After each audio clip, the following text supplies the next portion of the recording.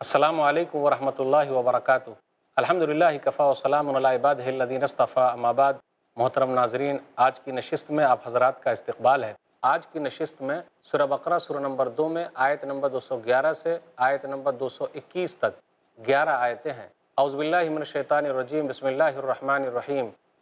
سل بنی اسرائیل کم آتیناہم من آیۃ بینہ وَمَن يُبَدِّلْ نِعْمَةَ اللَّهِ مِن بَعْدِ مَا جَاءَتْهُ فَإِنَّ اللَّهَ شَدِيدُ الْعِقَابِ۔ پوچھئے بنی اسرائیل سے ہم نے انہیں کتنی واضح نشانیاں دی، اور جو کوئی اللہ کی نعمت پا لینے کے بعد اسے بدل دیتا ہے تو بے شک اللہ تعالیٰ سخت سزا دینے والا ہے۔ زُيِّنَ لِلَّذِينَ كَفَرُوا الْحَيَاةُ الدُّنْيَا وَيَسْخَرُونَ مِنَ الَّذِينَ آمَنُوا وَالَّذِينَ اتَّقَوْا فَوْقَهُمْ يَوْمَ الْقِيَامَةِ وَاللَّهُ يَرْزُقُ مَن يَشَاءُ بِغَيْرِ حِسَابٍ۔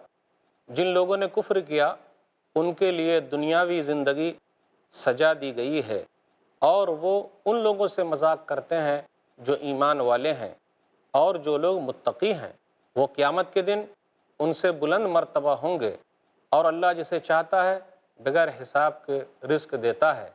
کان الناس امۃ واحدہ فبعث اللہ النبیین مبشرین ومنذرین وأنزل معهم الكتاب بالحق ليحكم بين الناس فيما اختلفوا فيه وما اختلف فيه إلا الذين أوتوه من بعد ما جاءتهم البينات بغيا بينهم وما اختلف الذين فيه إلا الذين أوتوه من بعد ما جاءتهم البينات بغيا بينهم فهدى الله الذين آمنوا لما اختلفوا فيه من الحق بإذنه والله يهدي من يشاء إلى صراط مستقيم۔ لوگ پہلے ایک ہی امت تھے، پھر ان میں اختلافات پیدا ہو گئے تو اللہ تعالیٰ نے نبی بھیجے، خوشخبری دینے والے اور ڈرانے والے، اور ان کے ساتھ اس نے برحق کتاب نازل کی تاکہ وہ لوگوں کے درمیان ان باتوں کا فیصلہ کریں جن میں انہوں نے اختلاف کیا، اور اس میں اختلاف انہی لوگوں نے آپس کی ضد سے کیا جنہیں کتاب دی گئی تھی، حالانکہ ان کے پاس واضح دلیلیں آ گئی تھیں۔ پھر جو ایمان لے آئے انہیں اللہ نے اپنے حکم سے اس حق کا راستہ دکھایا جس میں لوگوں نے اختلاف کیا تھا، اور اللہ جسے چاہتا ہے سیدھا راستہ دکھا دیتا ہے۔ ام حسبتم ان تدخلوا الجنہ ولما یأتکم مثل الذین خلوا من قبلکم مستهم البأساء والضراء وزلزلوا حتى يقول الرسول والذین آمنوا معه متى نصر اللہ الا ان نصر اللہ قریب۔ پھر کیا تمہارا خیال ہے کہ تم یوں ہی جنت میں داخل ہو جاؤ گے، حالانکہ ابھی تک تمہیں ان لوگوں کے مانند مشکلیں پیش نہیں آئیں جو تم سے پہلے گزرے، ان کو سختی اور تکلیف پہنچی اور ہلا دیے گئے، یہاں تک کہ رسول اور وہ لوگ جو ان پر ایمان لائے تھے کہنے لگے اللہ کی مدد کب آئے گی؟ آگاہ رہو، بے شک اللہ کی مدد قریب ہی ہے۔ یسألونک ماذا ینفقون قل ما انفقتم من خیر فللوالدین والاقربین والیتامى والمساکین وابن السبیل وما تفعلوا من خیر فإن اللہ بہ علیم۔ اے نبی، لوگ آپ سے سوال کرتے ہیں کہ وہ کیا خرچ کریں، کہہ دیجئے تم اپنے مال میں سے جو بھی خرچ کرو اپنے والدین، رشتہ داروں، یتیموں، مسکینوں اور مسافروں کے لیے خرچ کرو، اور تم جو بھلائی بھی کرو گے تو بے شک اللہ اسے خوب جاننے والا ہے۔ کتب علیکم القتال وہو کرہ لکم وعسى ان تکرہوا شیئا وہو خیر لکم وعسى ان تحبوا شیئا وہو شر لکم واللہ یعلم وانتم لا تعلمون۔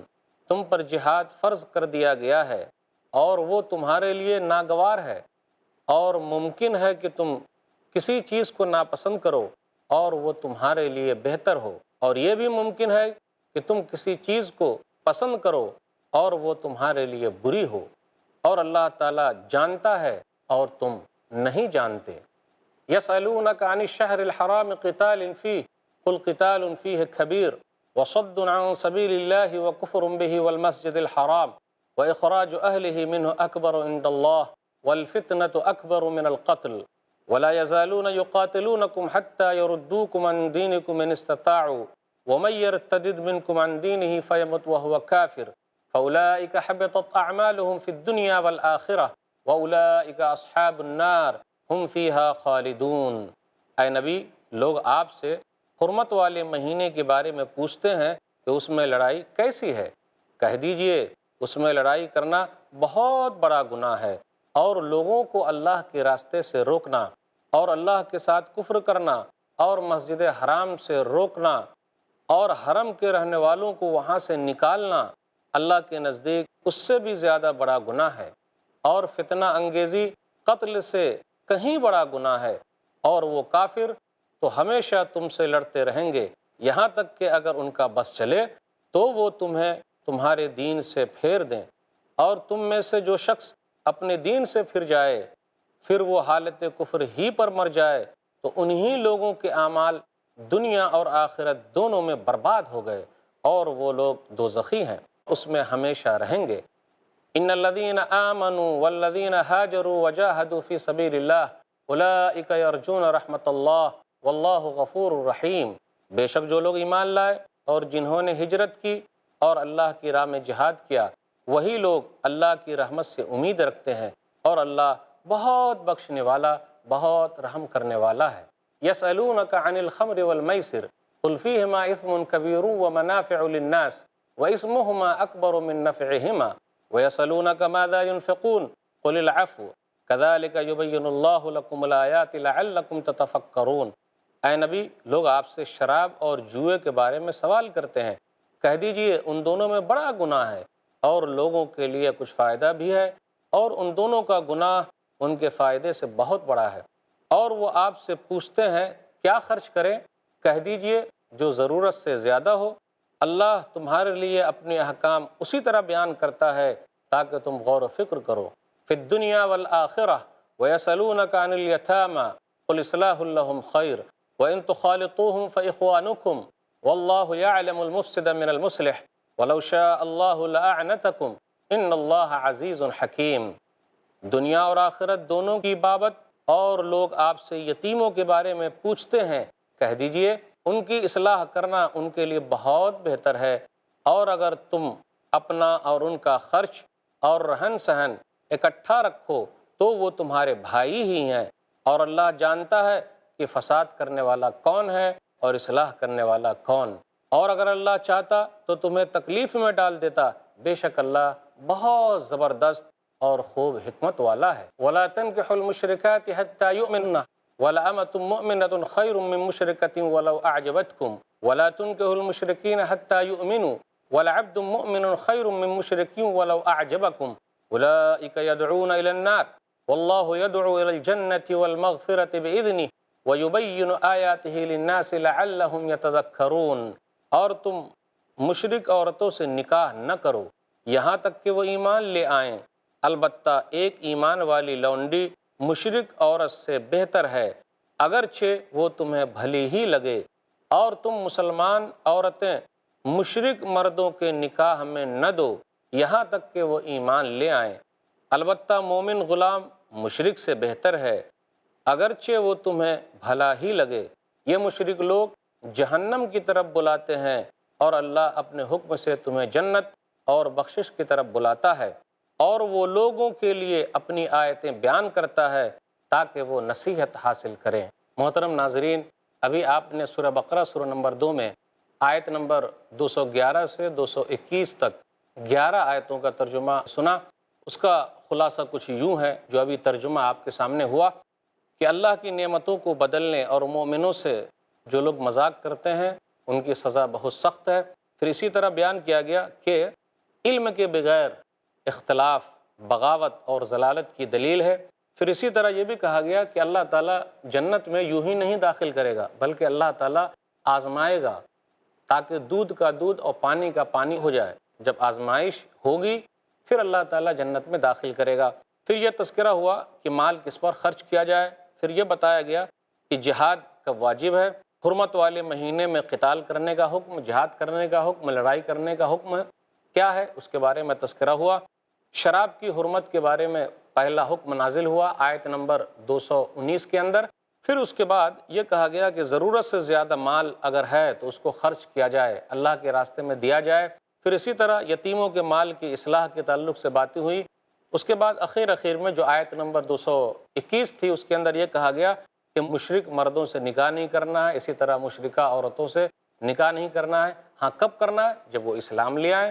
اب آئیے مختصر سی تفسیر یعنی کومنٹری آپ کے سامنے رکھتے ہیں۔ جو آیتیں پڑھی گئی ہیں ٹوٹل 11 آیتیں ہیں، 211 سے 221 تک۔ سل بنی اسرائیل کما آتیناہم من آیۃ بینہ، آیت نمبر 211 212۔ اللہ تعالیٰ کی نعمتوں کو بدلنے اور مومنوں کا جو لوگ مذاق اڑاتے ہیں، اللہ تعالیٰ ان کے سامنے تو پہلے بہت ساری نشانیاں رکھ چکا ہے۔ یہ یہودیوں کا تذکرہ ہو رہا ہے کہ اللہ تعالیٰ نے ان کے سامنے بہت ساری نشانیاں رکھی۔ موسیٰ علیہ السلام بہت ساری نشانی لے کر آئے، جیسے عصا لاٹھی، پھر اسی طریقے سے ید بیضا، موسیٰ علیہ السلام اپنا ہاتھ بغل میں رکھتے تو ہاتھ سفید ہو جاتا تھا۔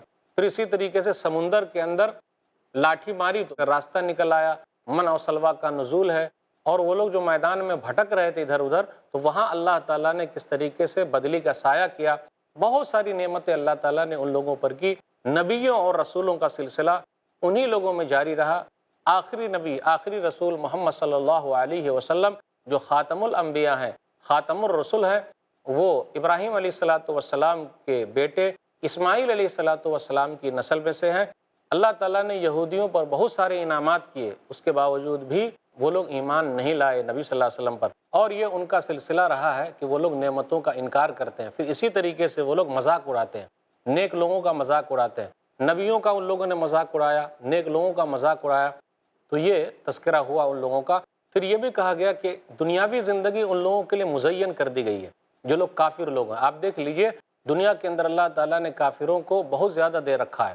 علامہ اقبال کہتے ہیں، یہ شہادت نہیں ہے ان کے خزانے معمور، نہیں محفل میں جنہیں بات بھی کرنے کا شعور، قہر تو یہ ہے کہ کافر کو ملے حور و قصور، اور بیچارے مسلمان کو فقط وعدہ حور۔ کیا کہا؟ پھر جواب بھی دیا، کیا کہا؟ بہر مسلمان ہے فقط وعدہ حور، شکوہ بیجا بھی کرے کوئی تو لازم ہے شعور، تم میں حوروں کا کوئی چاہنے والا ہی نہیں، جلوہ طور تو موجود ہے کوئی موسیٰ ہی نہیں۔ تو تذکرہ یہ ہوا کہ اللہ تعالیٰ کافروں کو بہت زیادہ نعمتیں دے رکھا ہے، لیکن یہ دنیاوی زندگی ہے، 50 سال، 60 سال، 70 سال، پھر اس کے بعد وہاں مرنے کے بعد جو زندگی ہے وہ نہیں دے گا، وہ صرف ایمان والوں کو دینے والا ہے۔ اور اللہ جس کو چاہے اپنی روزی روٹی بے حساب دے دے۔ چلے آپ دیکھ لیجئے، سب کو اللہ تعالیٰ دیتا ہے، تو اس سے یہ مراد ہو سکتا ہے کہ اللہ اپنی روزی جس کو چاہے بے حساب دے، دنیا میں بھی ایمان والوں کو دے سکتا ہے اور آخرت میں بھی ایمان والوں کو بے حساب دے گا۔ اور آخرت صرف مومنوں کے لیے، کافروں کے لیے نہیں ہے، اس لیے مرنے کے بعد کی زندگی کے لیے تیاری کیجیے۔ آگے ہے آیت نمبر 213 میں، کان الناس امۃ واحدہ، کہ تمام کے تمام لوگ ایک ہی امت تھے، 10 نسل تک ایک ہی امت تھے، یعنی توحید پر تھے۔ آدم علیہ السلام سے لے کر 10 نسل تک توحید پر تھے۔ پھر شیطان نے ان لوگوں کو بہکایا، بھٹکایا، اور وہ لوگ بتوں کی پوجا شروع کر دیے۔ پھر اس کے بعد کیا ہوا؟ اللہ تعالیٰ نے نوح علیہ السلام کو پہلا رسول، پہلا نبی بنا کر بھیجا ہے۔ پھر اس کے بعد یہ ذکر ہو رہا ہے، ام حسبتم ان تدخلوا الجنہ، آیت نمبر 214 میں، کیا تم لوگوں نے خیال کر رکھا ہے کہ جنت میں یوں ہی داخل ہو جاؤ گے؟ اس سے پہلے بھی اللہ تعالیٰ نے لوگوں کا امتحان لیا ہے، اللہ تم لوگوں کا بھی امتحان لے گا، اور یہ اللہ کا قانون ہے، اللہ امتحان لیتا ہے، اللہ آزماتا ہے، پھر آزمائش کے بعد انعام بھی دیتا ہے۔ تو مومنوں کے لیے یہ ہے کہ آزمائش کے بعد مومن آدمی نکھر کے آ جاتا ہے، اور منافق آدمی بکھر جاتا ہے، ٹوٹ جاتا ہے۔ اس لیے مثال دی گئی کہ اللہ تعالیٰ کیسے آزماتا ہے، فقر کے ذریعے یعنی محتاجگی کے ذریعے، پھر اسی طرح بیماری کے ذریعے، پھر اسی طرح اللہ تعالیٰ پریشانی کے ذریعے لوگوں کو آزماتا ہے، اور پہلے والے لوگوں کو آزمایا ہے۔ ایک حدیث میں غور کر لیں، خباب بن ارت رضی اللہ تعالیٰ عنہ نبی صلی اللہ علیہ وسلم کے پاس آیا اور کہا، صحیح بخاری کتاب الاقراء کتاب نمبر 89 حدیث نمبر 6943، نبی صلی اللہ علیہ وسلم سے شکایت کی۔ وہ کہتے ہیں، شکونا الی رسول اللہ، ہم نے رسول اللہ صلی اللہ علیہ وسلم سے شکایت کی، وہو متوسد بردۃ لہ فی ظل الکعبہ، کہ رسول اللہ صلی اللہ علیہ وسلم کعبہ کے سائے میں بیٹھے ہوئے تھے ایک چادر پر۔ تو ہم نے کہا، اب ہمارے لیے مدد طلب کیوں نہیں کرتے، ہمارے لیے دعا کیوں نہیں کرتے؟ تو نبی صلی اللہ علیہ وسلم نے تسلی دی اور کہا، قد کان قبلکم یؤخذ الرجل فیحفر له فی الارض فیجل فیہا فیجاء بالمنشار فیوضع علی راسہ فیجل نصفین ویمشط بامشاط الحدید من دون لحمہ وعظمہ فما یصدہ ذلک عن دینہ۔ پہلے غور کرو لوگوں کے حالات کیا تھے، آدمی کو پکڑا جاتا، زمین میں کھڈا کھودا جاتا، وہاں ڈال دیا جاتا، اور آرا لایا جاتا اور اس کے سر پر رکھ کر چیر دیا جاتا، لوہے کی کنگھیوں سے ان کے جسم کو نوچا جاتا اور ہڈیوں سمیت اس کے اندر گاڑ دیا جاتا، یعنی ہڈیوں کے اندر لوہے کو گاڑ دیا جاتا۔ فما یصدہ ذلک عن دینہ، یہ چیزیں بھی ان کو دین سے روکنے والی نہیں تھی۔ تو ناظرین کرام، آزمائش آئے گی، آدمی کو جب آزمایا جاتا ہے تو وہ اچھا ہو جاتا ہے، بہترین شکل میں آ جاتا ہے اور اللہ اس کا انعام زیادہ دینے والا ہے۔ پہلے جو لوگوں کو آزمایا گیا تو ان لوگوں نے کہا، رسولوں نے بھی کہا، کب ہے مدد، متی نصر اللہ، مدد کب آئے گی؟ الا ان نصر اللہ قریب، سنو اللہ کی مدد بہت قریب ہے۔ کل ما ہوا آت فہو قریب، ہر وہ چیز جو آنے والی ہے بالکل قریب ہے۔ اس کے بعد آیت نمبر 215 میں ہے، کہا گیا یسألونک ماذا ینفقون، وہ لوگ آپ سے پوچھتے ہیں کس پر خرچ کریں، خرچ کرنے کے بارے میں تو کہا گیا ماں باپ کا خیال رکھنا ہے پہلے، پھر اس کے بعد قریبی رشتہ داروں کا، یتیموں کا، محتاجوں کا، مسافروں کا، پھر اس کے بعد یہ ذکر ہو رہا کتب علیکم القتال وہو کرہ لکم، تم پر جہاد فرض کیا گیا ہے، وہ تمہیں ناپسند لگتا ہے۔ کچھ چیزیں ایسی ہے جس کو تم ناپسند کرتے ہو لیکن تمہارے لیے بہتر ہے، پھر اسی طریقے سے کچھ چیز کو تم لوگ پسند کرتے ہو لیکن تمہارے لیے بہتر نہیں ہے، اللہ ہی جانتا ہے کیا تمہارے لیے بہتر ہے، اس لیے اللہ تعالیٰ کے قانون پر عمل کرو، اللہ تعالیٰ کے بتائے ہوئے طریقے پر چلو۔ پھر اسی طرح آگے بیان ہو رہا ہے آیت نمبر 217 218 میں کہ حرمت والے مہینے میں قتال کے بارے میں ذکر ہے، قتال کیا جائے کہ نہ کیا جائے، لڑائی ہو کہ نہ ہو، جہاد ہو کہ نہ ہو، تو لیکن منع ہے، حرمت والے مہینے میں منع ہے۔ رجب ہے، ذوالقعدہ، ذوالحجہ، محرم، ان 4 مہینے میں لڑائی سے بھی رک جانا ہے۔ ایک مسلمان سے غلطی سے ان مہینوں میں کوئی مسئلہ ہو گیا، کسی کافر کو قیدی بنا کے لیا تو لوگوں نے مذاق اڑایا، ارے حرمت والے مہینے میں بھی یہ لوگ لڑ رہے ہیں، تو اللہ تعالیٰ نے یہ آیت اتاری اور کہا حرمت والے مہینے کا احترام کرنا ہے، اس کے اندر لڑائی جھگڑا نہیں کرنا ہے، لیکن یہ بتانا مقصود تھا والفتنۃ اکبر من القتل، کہ فتنہ جو ہے وہ قتل سے بھی بڑا گناہ ہے، اس سے بچنا چاہیے۔ پھر آگے آیت نمبر 219 اور 220 کے اندر ہے آیت نمبر 219، شراب کے سلسلے میں یہ پہلی آیت اتری کہ کہا گیا یسألونک عن الخمر والمیسر قل فیہما اسم کبیر ومنافع للناس واسمہما اکبر من نفعہما، وہ لوگ آپ سے شراب کے بارے میں، جوئے کے بارے میں پوچھتے ہیں، کہہ دیجئے دونوں کے اندر فائدہ بھی ہے لیکن نقصان ہے، بڑا ہے، فائدہ کم ہے لیکن نقصانات کتنے ہیں۔ اب غور کر لیجئے، دنیا کے اندر جب کوئی چیز بہت زیادہ لوگوں میں رچ بس جائے تو وہاں تدریج کی ضرورت پڑتی ہے۔ تدریج کا معنی یہ ہوتا ہے کہ ابھی حکم ذرا ہلکا ہے، پھر ذرا بھاری ہو، پھر بھاری ہو کے اس حکم کو ختم کر دیا جائے۔ اگر ڈائریکٹ کہہ دیا جاتا شراب مت پیو تو لوگ ہو سکتا کہ نہ مانتے تھے، کیونکہ عربوں کے یہاں زمانے جاہلیت میں وہ لوگ پیا کرتے تھے اور وہ ان کے لیے اہم چیز تھی، مرغوب غذا تھی، اور کوئی اس کو برا نہیں سمجھتا تھا، لیکن جو لوگ اچھے لوگ تھے اس کو غلط سمجھتے تھے۔ تو اللہ تعالیٰ نے شراب کو حرام کیا، تدریجاً حرام کیا، یعنی پہلے ذرا سا حکم ذکر کیا، پھر دوسرا حکم ذکر کیا، پھر تیسرا حکم ذکر کیا، 3 حکم کے بعد شراب ہمیشہ کے لیے حرام ہو گئی۔ صحابہ کرام کو جب بتایا گیا اور ان کو ابھارا گیا تو وہ لوگ کیسے ہو گئے؟ مدینہ کی گلیوں میں شراب بہنے لگی، فجرت فی سکک المدینہ، مدینہ کی گلیوں میں شراب بہنے لگی۔ صحیح بخاری کتاب المظالم کتاب نمبر 46۔ اسی لیے ہمیں غور کرنا ہے کہ قرآن کریم نے سماج کو اچھا بنانے کے لیے کیا طریقہ اختیار کیا، تو قرآن کے اس طریقے کو اگر اپنے سماج میں لایا جائے تو اپنا سماج بھی اچھا ہو سکتا ہے، اپنی سوسائٹی بھی اچھی ہو سکتی ہے۔ جوئے کے بارے میں بھی پوچھا گیا، آج کل دیکھیے لوگ جوا کھیلتے ہیں، سب کچھ ہار جاتے ہیں، کہیں کہیں آپ نے یہ بھی سنا ہوگا کہ لوگ اپنی بیوی بھی ہار جاتے ہیں، اپنا بچہ بھی ہار جاتے ہیں، اپنا مکان بھی ہار جاتے ہیں، کتنی بری لت ہے۔ اور شراب پی کر کوئی آتا ہے، لوگ بولتے ہیں نا شراب پی کر آنے کے بعد آدمی ذرا ادھر ادھر ہو جاتا ہے اور دماغ اس کا ایسا آف ہو جاتا ہے، کیونکہ شراب جو ہے وہ ام الخبائث، تمام گناہوں کی ماں ہے۔ تو لوگ نالی میں بھی پڑے ہوئے ہیں، ادھر ادھر بھی ہیں، پھر ماں بہن کو گالی بھی دیتے ہیں، مارتے بھی ہیں، پی کر آ گئے اور ماں بہن کی گالی دی، بیوی کو مارا، بچوں کو مارا، اور کہیں کہیں تو ایسا بھی ہوتا ہے بھائی قتل کر دیے۔ تو نقصانات بہت زیادہ ہے، پیسے کا نقصان، جسم کا نقصان۔ اگر اسی حالت میں ہماری موت آ گئی تو نقصان ہے کہ نہیں؟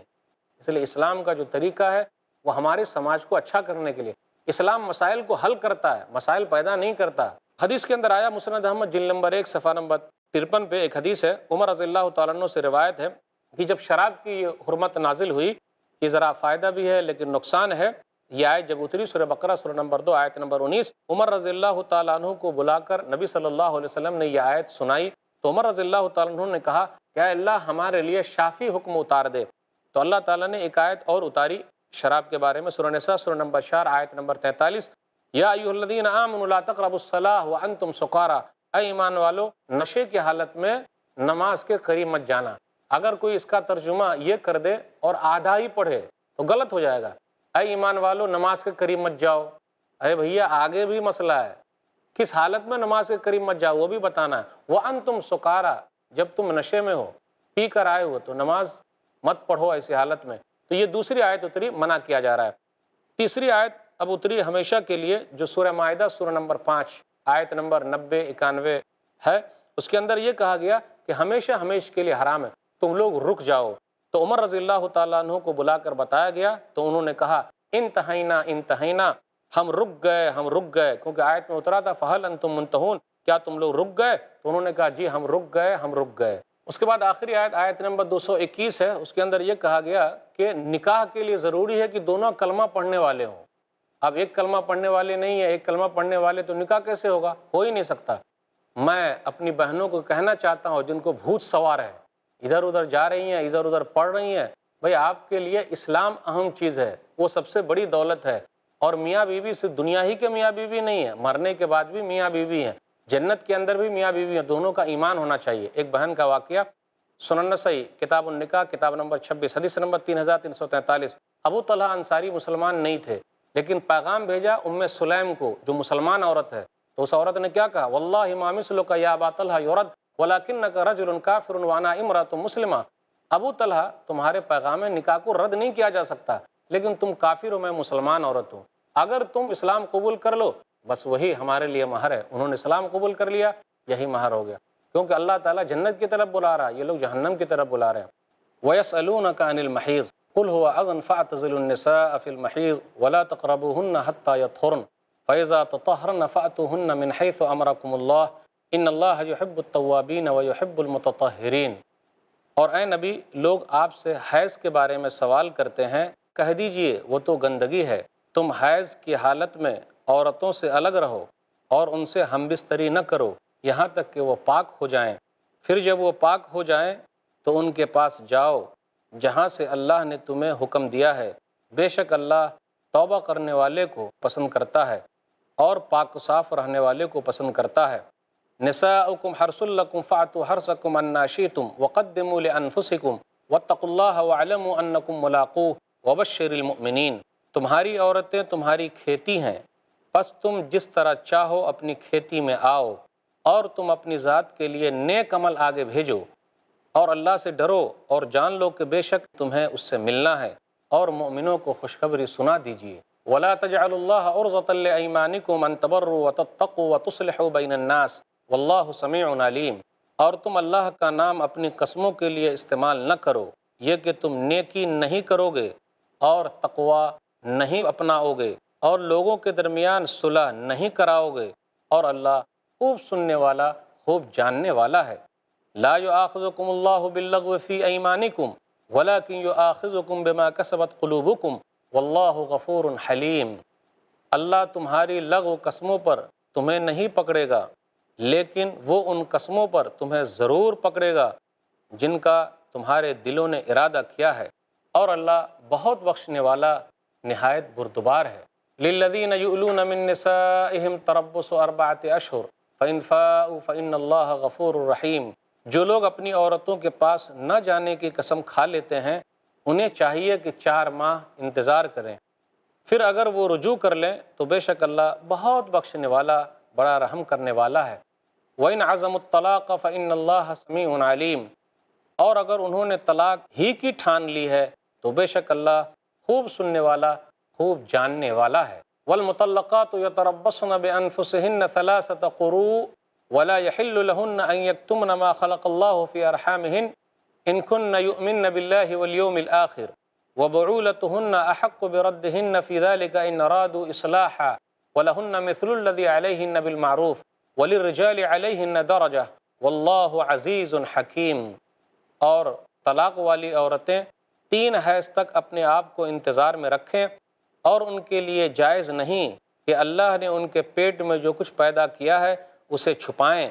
اگر وہ اللہ اور آخرت کے دن پر ایمان رکھتی ہیں تو ایسا ہرگز نہ کریں، اور ان کے شوہر اگر اصلاح کا ارادہ رکھتے ہیں تو وہ زیادہ حقدار ہیں کہ انہیں اس مدت میں لوٹا لیں، اور دستور کے مطابق عورتوں کے لیے مردوں پر ویسے ہی حقوق ہیں جیسے مردوں کے لیے عورتوں پر ہیں، اور مردوں کے لیے ان پر فضیلت ہے، اور اللہ غالب ہے، خوب حکمت والا ہے۔ الطلاق مرتان فامساک بمعروف او تسریح باحسان ولا يحل لكم ان تاخذوا مما آتيتموهن شيئا الا ان يخافا الا يقيما حدود الله فان خفتم الا يقيما حدود الله فلا جناح عليهما فيما افتدت به تلك حدود الله فلا تعتدوها ومن يتعد حدود الله فاولئك هم الظالمون۔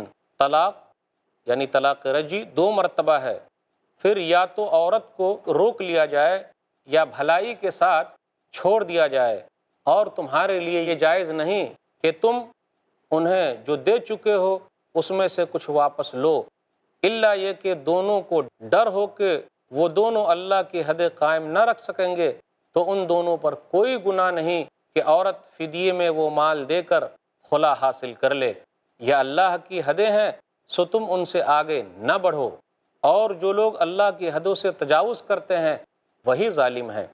فَإِن طَلَّقَهَا فَلَا تَحِلُّ لَهُ مِن بَعْدُ حَتَّى تَنكِحَ زَوْجًا غَيْرَهُ فَإِن طَلَّقَهَا فَلَا جُنَاحَ عَلَيْهِمَا أَن يَتَرَاجَعَا إِن ظَنَّا أَن يُقِيمَا حُدُودَ اللَّهِ وَتِلْكَ حُدُودُ اللَّهِ يُبَيِّنُهَا لِقَوْمٍ يَعْلَمُونَ۔ پھر اگر وہ شوہر اسے تیسری طلاق دے دے تو اس کے بعد وہ عورت اس کے لیے حلال نہیں یہاں تک کہ وہ اس کے علاوہ کسی اور شوہر سے نکاح کرے۔ پھر اگر وہ بھی اسے طلاق دے دے تو ان دونوں یعنی سابقہ میاں بیوی پر کوئی گناہ نہیں کہ آپس میں رجوع کر لیں، اگر وہ دونوں خیال کریں کہ اللہ کی حدیں قائم رکھ سکیں گے، اور یہ اللہ کی حدیں ہیں اور انہیں ان لوگوں کے لیے بیان کرتا ہے جو علم رکھتے ہیں۔ وَإِذَا طَلَّقْتُمُ النِّسَاءَ فَبَلَغْنَ أَجَلَهُنَّ فَأَمْسِكُوهُنَّ بِمَعْرُوفٍ أَوْ سَرِّحُوهُنَّ بِمَعْرُوفٍ وَلَا تُمْسِكُوهُنَّ ضِرَارًا لِتَعْتَدُوا وَمَن يَفْعَلْ ذَلِكَ فَقَدْ ظَلَمَ نَفْسَهُ وَلَا تَتَّخِذُوا آيَاتِ اللَّهِ هُزُوًا وَاذْكُرُوا نِعْمَةَ اللَّهِ عَلَيْكُمْ وَمَا أَنزَلَ عَلَيْكُم مِّنَ الْكِتَابِ وَالْحِكْمَةِ يَعِظُكُم بِهِ وَاتَّقُوا اللَّهَ وَاعْلَمُوا أَنَّ اللَّهَ بِكُلِّ شَيْءٍ عَلِيمٌ۔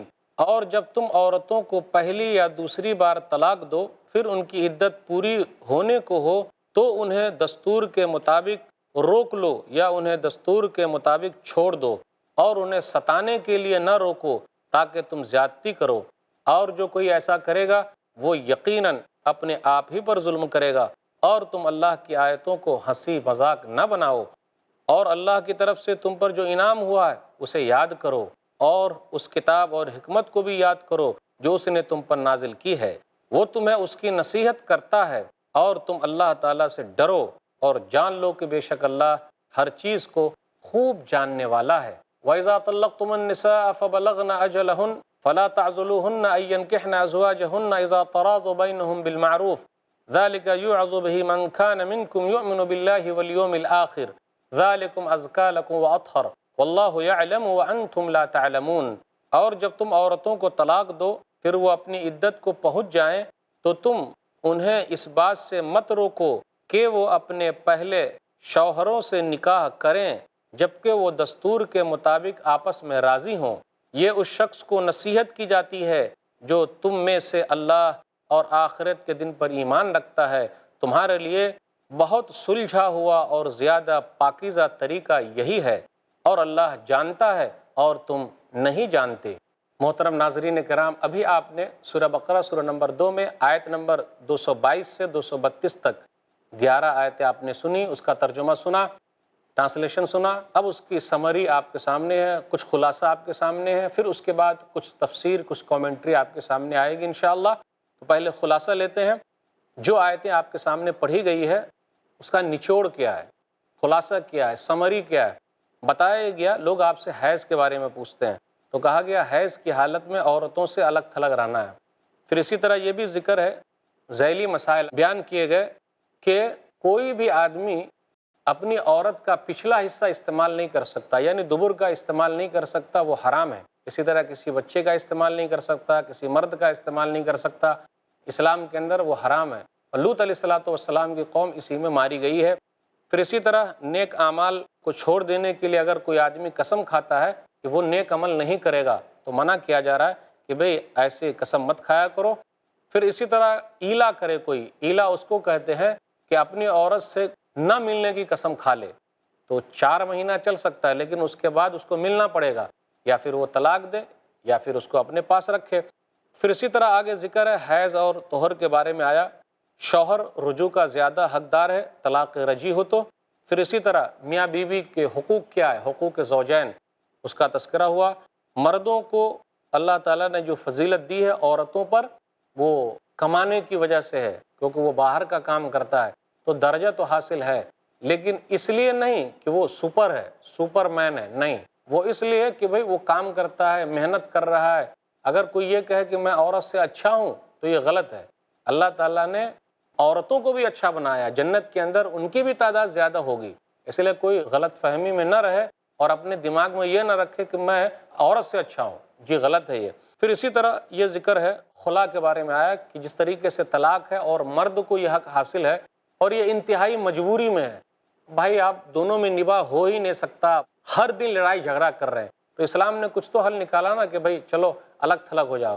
تو جس طرح مرد کو یہ حق حاصل ہے کہ وہ طلاق دے کر الگ ہو جائے، عورت کو بھی یہ حق حاصل ہے کہ ایسا کوئی جابر، ظالم، ظلم کرنے والا، بیکار ٹائپ کا کوئی شوہر مل گیا اور اس کو پریشان کر رہا ہے، دن رات مار رہا ہے، گالی دے رہا ہے، برا بھلا کہہ رہا ہے، احترام نہیں کر رہا ہے، ان کے حقوق ادا نہیں کر رہا ہے، تو عورت بھی خلا لے سکتی ہے، یعنی جو مہر اس نے دیا تھا اس کے پیسے واپس کر دے، وہ الگ ہو جائے، اس کا تذکرہ ہوا۔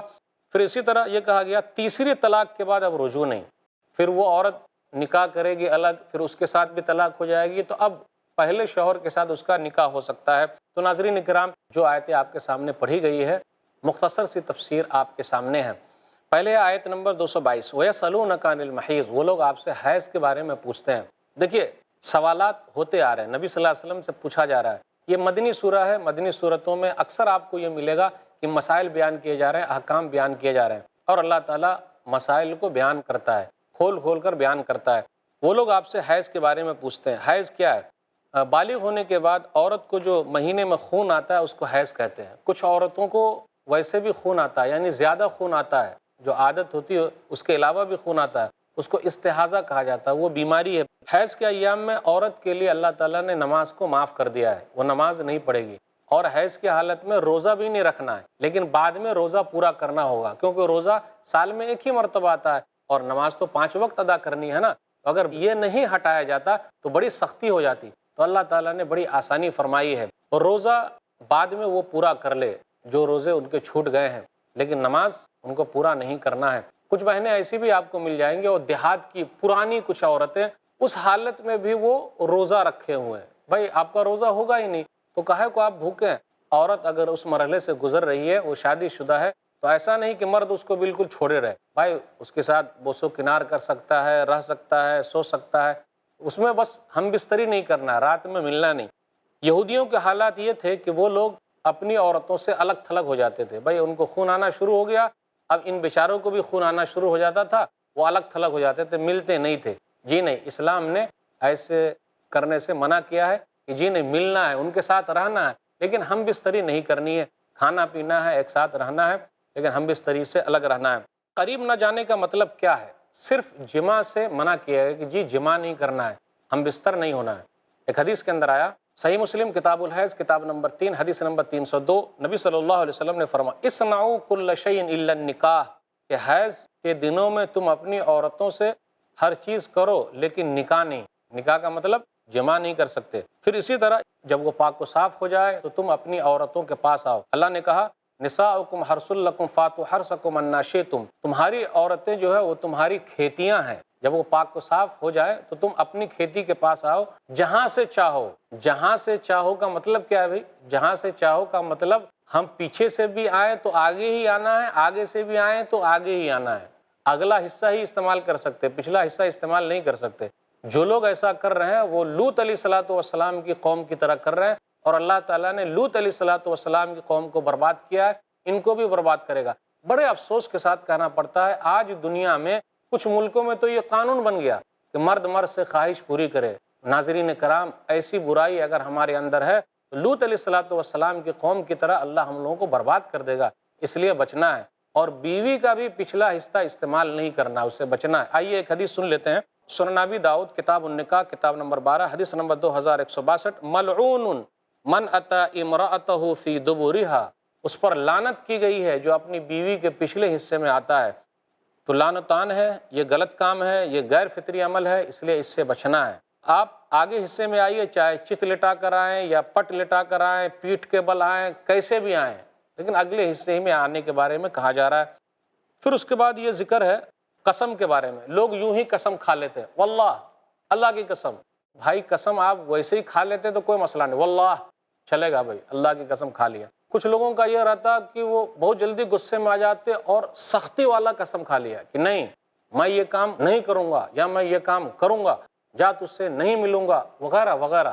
تو بھائی قسم کھانا ہے تو صرف اللہ کی قسم کھانی ہے، اگر ضرورت پڑے تو قسم کھانا ہے، ضرورت نہیں ہے تو مت کھائیے، کیوں کھا رہے ہیں آپ؟ لیکن آپ دیکھیے لوگوں کو کیسی قسم کھاتے ہیں، میری ماں کی قسم، میرے باپ کی قسم، میرے بچے کی قسم، میری بیوی کی قسم، دیکھ دیکھ میرے کنٹھ کی قسم۔ ارے بھائی کاہے کو ایسی قسم کھا رہے ہیں؟ بھائی صرف اللہ کی قسم کھانا ہے اگر ضرورت ہوگی تو، ورنہ کسی کی قسم نہیں کھانی ہے۔ اور اللہ تعالیٰ اپنی مخلوق میں سے جس کی بھی چاہے قسم کھا لے، جیسے اللہ نے سورج کی قسم کھا لی، چاند کی قسم کھا لی، اللہ جس کی چاہے قسم کھا سکتا ہے، لیکن ہم اور آپ صرف اللہ کی قسم کھائیں۔ لیکن کب کھائیں؟ جب ضرورت پڑ جائے۔ اور اب قسم کھا لیے تو اب کیا ہے بھائی؟ بڑا مسئلہ ہو گیا۔ کیا مسئلہ ہے؟ جب قسم کھا لیے اور اس کو توڑنا ہے تو اس کا کفارہ یعنی جرمانہ دینا پڑے گا۔ جرمانہ کیا ہے؟ سورہ مائدہ سورہ نمبر 5 آیت نمبر 89، 1 فَكَفَّارَتُهُ إِطْعَامُ عَشْرَةِ مَسَاكِينَ مِنْ أَوْسَطِ مَا تُطْعِمُونَ أَهْلِيكُمْ أَوْ كِسْوَتُهُمْ أَوْ تَحْرِيرُ رَقَبَةٍ فَمَن لَّمْ يَجِدْ فَصِيَامُ 3 أَيَّامٍ ذَلِكَ كَفَّارَةُ أَيْمَانِكُمْ إِذَا حَلَفْتُمْ وَاحْفَظُوا أَيْمَانَكُمْ۔ تو جن لوگوں نے قسم کھا لی ہے سختی والی قسم اور اس کو توڑنا ہے تو 10 مسکین کو کھانا کھلانا ہے، یا ان کو کپڑے پہنانا ہے، یا ایک غلام کو آزاد کرنا ہے، اور اگر یہ سب نہیں کر سکتے تو 3 دن کے روزے رکھنا ہے۔ پھر اسی طرح کہا گیا یہ تمہارے قسموں کا کفارہ ہے جب تم قسم کھا لو، اور اپنے قسموں کی حفاظت کرو، اس لیے زیادہ قسم مت کھائیے، بڑا نقصان ہے اس کا۔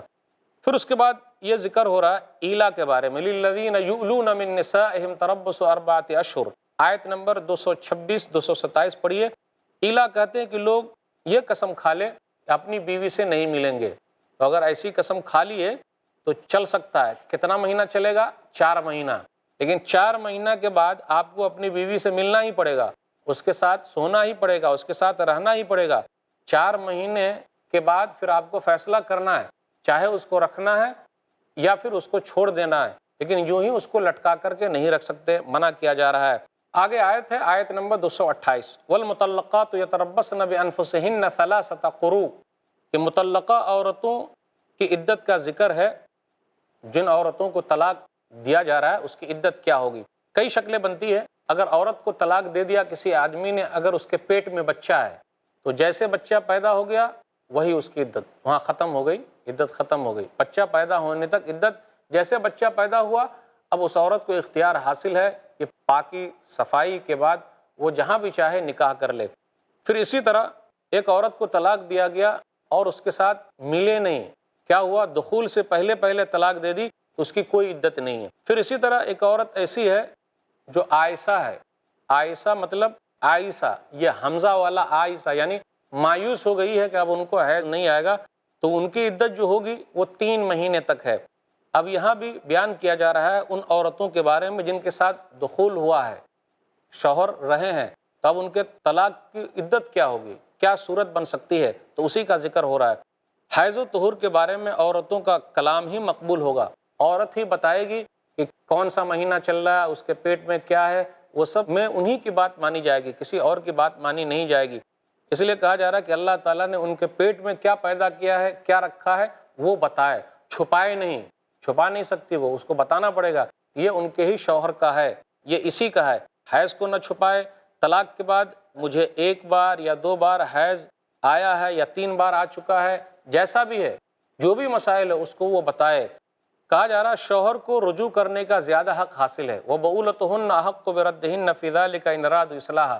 اس کا مطلب یہ ہے ایک طلاق دے دیا تو وہ گھر کے اندر ہی رہے گی، اس کو چھوڑنا نہیں ہے، گھر چھوڑ کے نہیں جانا ہے۔ کچھ لوگ ہیں اپنی بیٹی کو فوراً لے آتے ہیں، جی نہیں، گھر کے اندر رہے، شوہر کی نگاہ پڑے گی، ہو سکتا ہے دل کے اندر نرمی آ جائے، وہ زیادہ حقدار ہے، 1 طلاق کے بعد حقدار۔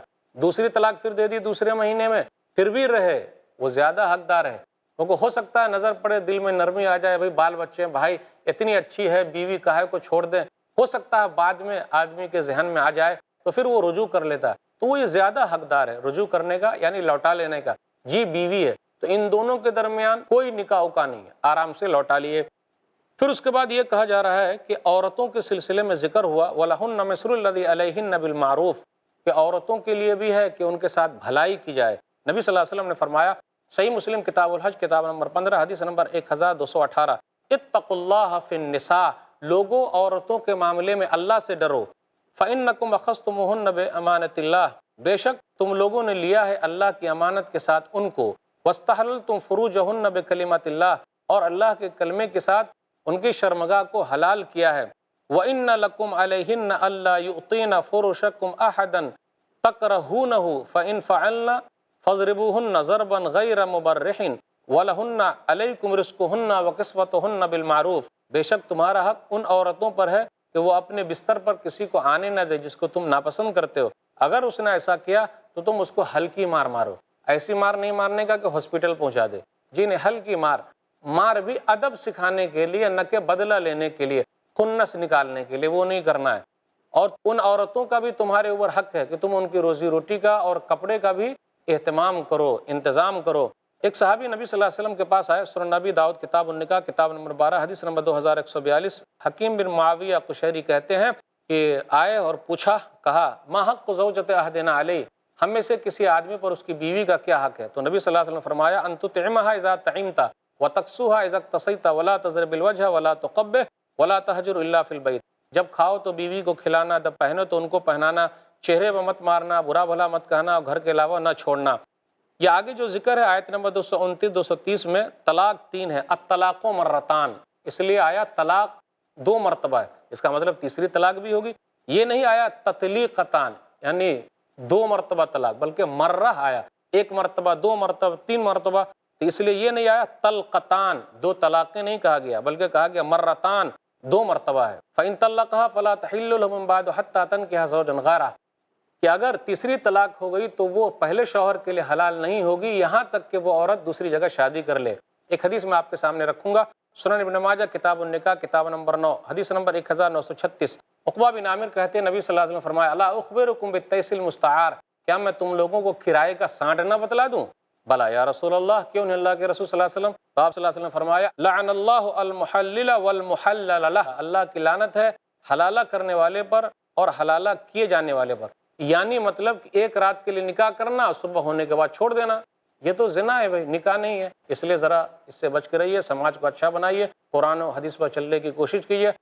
والوالدات یرضعن اولادهن حولین کاملین لمن اراد ان یتم الرضاعہ وعلى المولود له رزقهن وكسوتهن بالمعروف لا تكلف نفس الا وسعها لا تضار والدة بولدها ولا مولود له بولده وعلى الوارث مثل ذلك فإن أرادا فصالا عن تراض منهما وتشاور فلا جناح عليهما وإن أردتم أن تسترضعوا أولادكم فلا جناح عليكم إذا سلمتم ما آتيتم بالمعروف واتقوا الله واعلموا أن الله بما تعملون بصير، اور مائیں اپنی اولاد کو پورے 2 سال دودھ پلائیں، یہ حکم اس شخص کے لیے ہے جو دودھ پلانے کی مدت پوری کرنا چاہے۔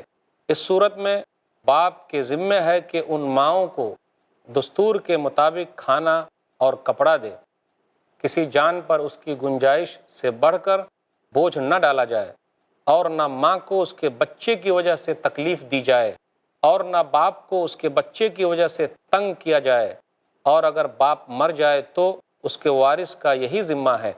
پھر اگر دونوں یعنی ماں باپ آپس کی رضامندی اور مشورے سے دودھ چھڑانے کا ارادہ کریں تو ان دونوں پر کچھ گناہ نہیں، اور اگر تم ارادہ کرو کہ اپنی اولاد کو کسی اور عورت سے دودھ پلواؤ تو تم پر کوئی گناہ نہیں، جبکہ تم اس کو بدلہ دو جو تم نے دستور کے مطابق دینا طے کیا ہے، اور اللہ تعالیٰ سے ڈرو اور جان لو کہ بے شک اللہ تعالیٰ کڑی نگاہ رکھتا ہے جو تم کرتے ہو۔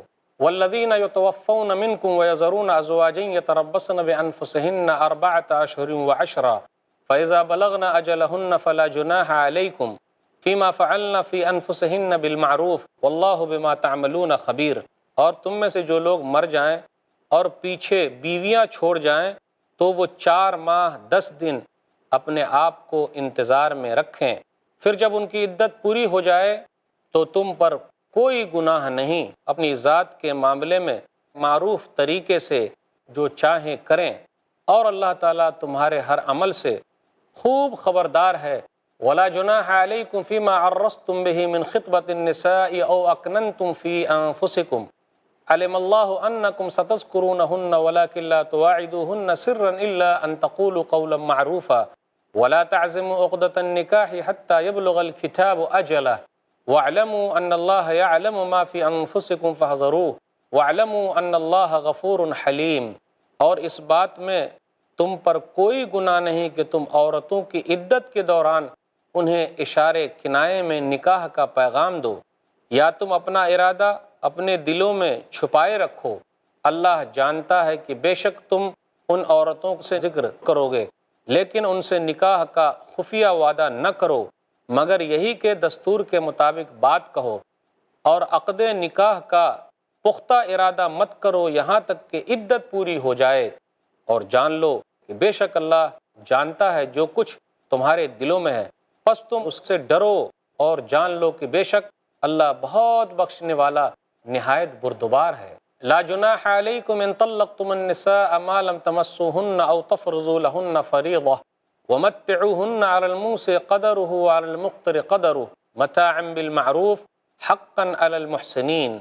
تم پر کوئی گناہ نہیں اگر تم عورتوں کو طلاق دے دو جبکہ تم نے انہیں ہاتھ نہ لگایا ہو اور نہ ان کے لیے کچھ مہر مقرر کیا ہو، اور انہیں کچھ مال و متاع دے دو، وسعت والے آدمی پر اس کی حیثیت کے مطابق ہے اور تنگ دست پر اس کی حیثیت کے مطابق فائدہ پہنچانا ہے معروف طریقے سے، یہ نیکی کرنے والوں پر لازم ہے۔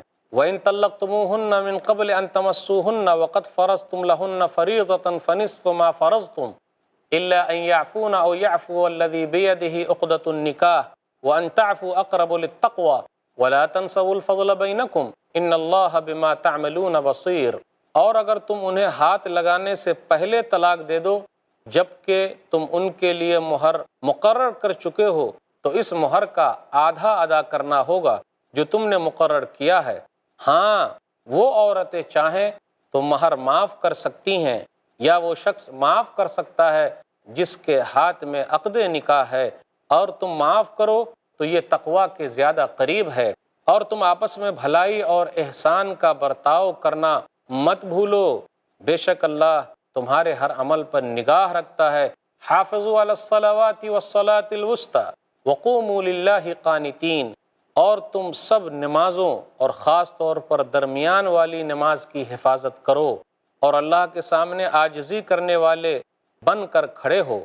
فَإِنْ خِفْتُمْ فَرِجَالًا أَوْ رُكْبَانًا فَإِذَا أَمِنْتُمْ فَاذْكُرُوا اللَّهَ كَمَا عَلَّمَكُمْ مَا لَمْ تَكُونُوا تَعْلَمُونَ۔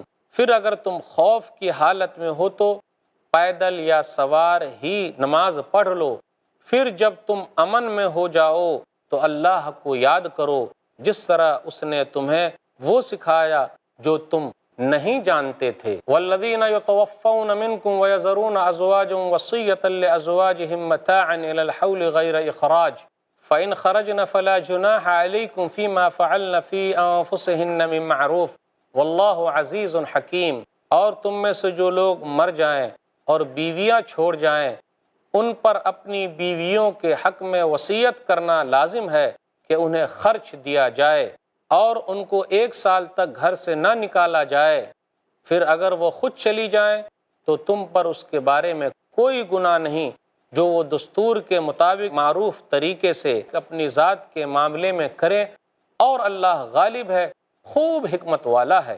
وَلِلْمُطَلَّقَاتِ مَتَاعٌ بِالْمَعْرُوفِ حَقًّا عَلَى الْمُتَّقِينَ۔ اور جن عورتوں کو طلاق دی گئی ہو انہیں بھی دستور کے مطابق کچھ دے دلا کر رخصت کیا جائے، یہ متقی لوگوں پر لازم ہے۔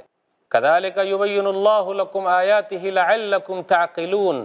اللہ اسی طرح تمہارے لیے اپنی آیتیں بیان فرماتا ہے تاکہ تم سمجھو۔ محترم ناظرین، ابھی آپ نے سورہ بقرہ سورہ نمبر 2 میں آیت نمبر 233 سے آیت نمبر 242 تک 10 آیتیں سنی ہیں، اس کا ترجمہ بھی سنا ہے۔ اب اس کا کچھ خلاصہ آپ کے سامنے ہے، کچھ سمری آپ کے سامنے ہے۔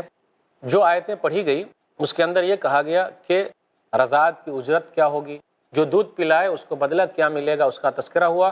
پھر اسی طرح یہ کہا گیا کہ ابتدا کر کے یا بدلے میں نقصان نہ پہنچایا جائے، یعنی میاں بیوی کو کسی کو نقصان نہیں پہنچانا ہے، بچے کو لے کر نہ ماں کو نقصان پہنچانا ہے، بچے کی وجہ سے نہ باپ کو نقصان پہنچانا ہے، کسی کو بھی نقصان پہنچانا نہیں ہے۔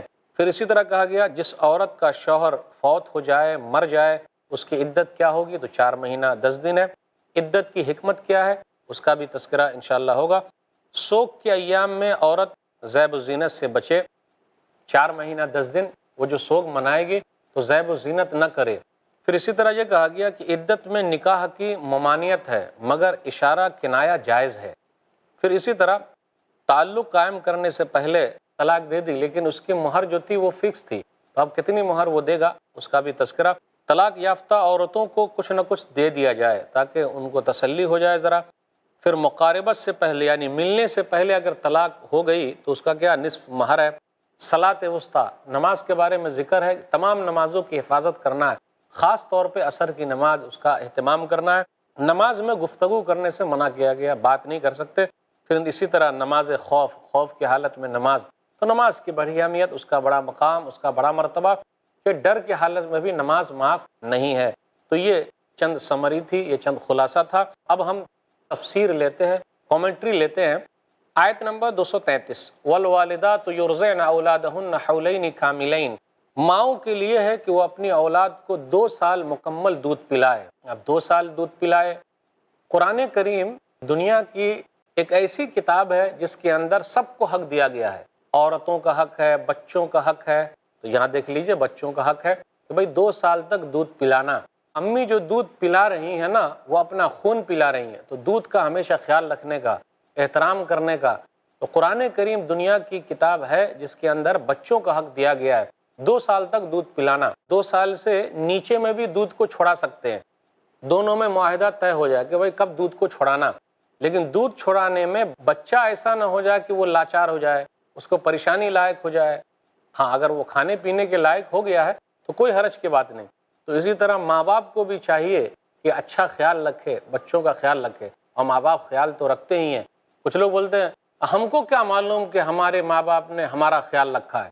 اچھا، بچے میں خیال رکھا نہیں معلوم آپ کو، تو آپ اپنے بچے کو دیکھ لیجئے، والوالدات یرضعن اولادہن حولین کاملین لمن اراد ان یتم الرضاعہ، تو اس میں یہ کہا گیا 2 سال تک دودھ پلائے، اس سے کم مدت میں بھی دودھ کو چھڑایا جا سکتا ہے۔ رضاعت یعنی دودھ پلانا، دوسرے کے بچوں کو بھی دودھ پلایا جا سکتا ہے، تو اس بچے کو دودھ پلا دیں گے تو دودھ پلانے کی وجہ سے بھی رشتہ جو آگے کا بنے گا وہ حرام ہو جائے گا، جس طریقے سے اپنے سگے کا حرام ہو جاتا ہے۔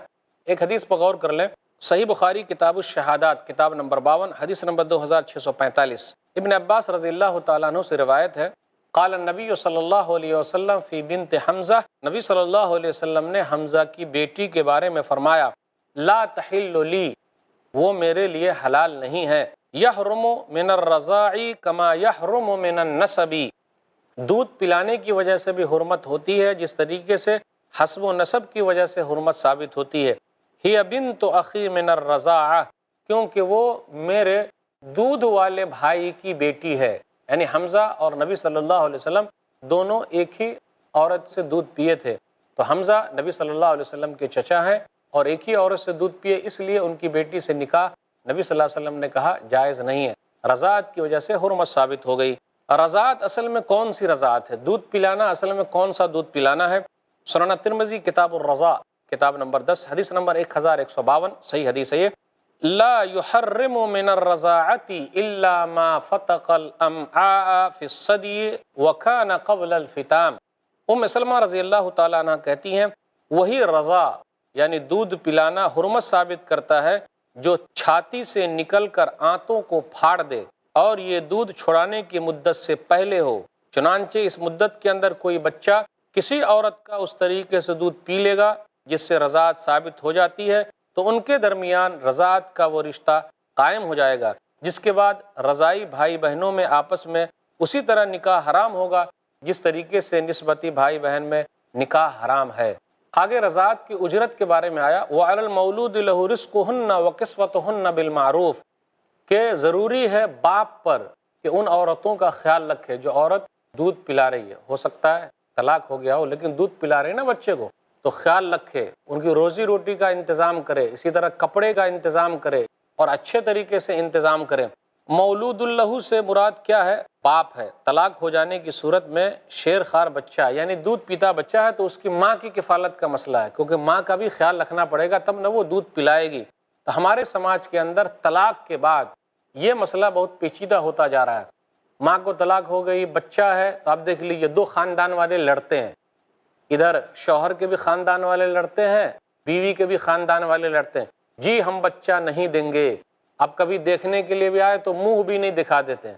دادا دادی آئے، جی ذرا پوتے کا تو منہ دکھا دیجئے، ارے پوتی کا تو منہ دکھا دیجئے، بیٹے کا بھی تو منہ دکھا دیجئے، بیٹی کا تو منہ دکھا دیجئے۔ یہ باپ آتا ہے، جاتا ہے وہاں اپنے سسرال، طلاق ہو گئی لیکن نہیں دکھاتے، ہمیشہ کے لیے الگ ہو گیا، پورا خاندان الگ ہو جاتا ہے، لوگ ٹوٹ جاتے ہیں۔ جی نہیں، بچے کے لیے ضروری ہے کہ لوگ ایک ساتھ ہوں اور بچے کا حق ادا کیا جائے۔ نقصان نہیں اٹھانا ہے، نہ باپ کو نقصان اٹھانا ہے نہ ماں کو نقصان اٹھانا ہے۔ تو ماں کا بھی خیال رکھنا ضروری ہے کہ بیچاری چلی گئی، گھر کے اندر ہے، طلاق ہو گئی ہے تو اس کو کھانا پہنچانا پڑے گا اور اسی طریقے سے ان کے کپڑے کا انتظام کرنا ہے اس وقت تک جب تک کہ وہ دودھ نہ پلا لے۔ قرآن کریم کی آیتوں پر غور کیجئے، ایک آیت ہم آپ کے سامنے لیتے ہیں، سورہ طلاق سورہ نمبر 65 آیت نمبر 7، لِيُنْفِقْ ذُو سَعَةٍ مِّن سَعَتِهِ وَمَنْ قُدِرَ عَلَيْهِ رِزْقُهُ فَلْيُنْفِقْ مِمَّا آتَاهُ اللَّهُ لَا يُكَلِّفُ اللَّهُ نَفْسًا إِلَّا مَا آتَاهَا سَيَجْعَلُ اللَّهُ بَعْدَ عُسْرٍ يُسْرًا۔ صاحب وسعت کو اپنی وسعت کے مطابق خرچ کرنا چاہیے، اور جس کے رزق میں تنگی ہو گئی ہے تو وہ اپنے حساب سے خرچ کرے۔ اللہ کسی کو تکلیف نہیں دیتا مگر اسی کے مطابق دیتا ہے، عنقریب اللہ تعالیٰ تکلیف کے بعد آسانی کا راستہ نکالے گا۔ تو اپنی طاقتور آدمی کو چاہیے کہ وہ خرچ کرے، ابتدا کر کے یا بدلے میں نقصان نہ پہنچایا جائے۔ لا تضار والدۃ بولدها، ماں اپنے بچے کے سبب اس کے باپ کو نقصان نہ پہنچائے۔ ماں کو بھی یہ نہیں چاہیے کہ بچے کو اس سے دور کر دے تاکہ اس کی تربیت کی ذمہ داری کی وجہ سے اس کے باپ کو نقصان پہنچے۔ نقصان کسی کو نہیں پہنچانا ہے، نہ شوہر کو نقصان پہنچانا ہے اور نہ بیوی کو نقصان پہنچانا ہے، اور نہ باپ اپنے بچے کے سبب اس کی ماں کو نقصان پہنچائے، یہ بولے نہیں میں دوں گا نہیں۔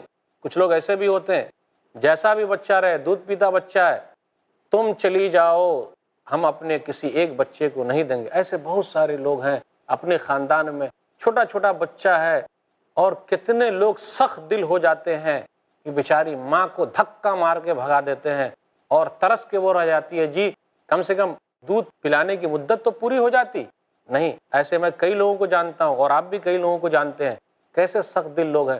قرآن نے منع کیا ہے کہ بچوں کی وجہ سے ایسا نہ ہو دونوں نقصان میں ہو، پورا دودھ پینے تک ہر ایک کو فائدہ پہنچانا ہے، بچوں کو بھی فائدہ پہنچانا ہے اور ماں باپ کا بھی نقصان نہیں ہونا چاہیے۔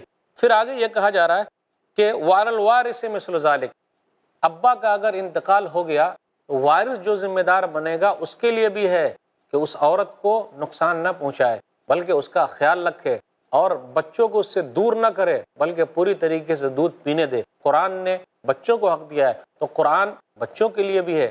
قرآن کریم دنیا کی ایسی کتاب ہے جس کے اندر بچوں کا حق موجود ہے۔ والذین یتوفون منکم ویذرون ازواجا یتربصن بانفسہن اربعۃ اشہر وعشرا، کہ اگر کسی کا انتقال ہو جائے، بیوی موجود ہے تو وہ 4 مہینہ 10 دن سوگ میں رہے گی، عدت گزارے گی، گھر سے باہر نہیں نکل سکتی الا کہ کوئی مجبوری ہو، چاہے وہ بوڑھی عورت کیوں نہ ہو، تو 4 مہینہ 10 دن تک سوگ منانا ہے۔ سوگ میں بھی زیب و زینت اختیار نہیں کرنا۔ پھر اسی طرح زیب و زینت میں وہ آتا ہے سرما لگا لیا، جی نہیں، کیسے پتا چلے گا سوگ میں؟ پھر اسی طریقے سے اچھے کپڑے کا استعمال کر لیا، جی نہیں، 4 مہینہ 10 دن تک لگنا چاہیے کہ آپ سوگ کے اندر ہیں تو اس کا اہتمام کرنا پڑے گا۔ نبی صلی اللہ علیہ وسلم نے زیب و زینت کرنے سے منع کیا ہے۔ صحیح مسلم کتاب الطلاق کتاب نمبر 18 حدیث نمبر 1488، ام سلمہ بیان کرتی ہیں رضی اللہ تعالیٰ عنہ، جاءت امرأۃ الی رسول اللہ صلی اللہ علیہ وسلم، ایک عورت نبی صلی اللہ علیہ وسلم کے پاس آئی، فقالت، تو اس عورت نے کہا، یا رسول اللہ، اے اللہ کے رسول، ان ابناتی صلی اللہ علیہ وسلم، بے شک میری بیٹی، توفی عنہا زوجہا، اس کے شوہر کا انتقال ہو گیا ہے، وقد اشتکت عینہا، اس کی آنکھ میں تکلیف ہے۔ دیکھیے، شوہر کا انتقال ہو گیا، آنکھ میں تکلیف ہے، افنکحلھا، کیا میں اس کو سرما پہنا دوں؟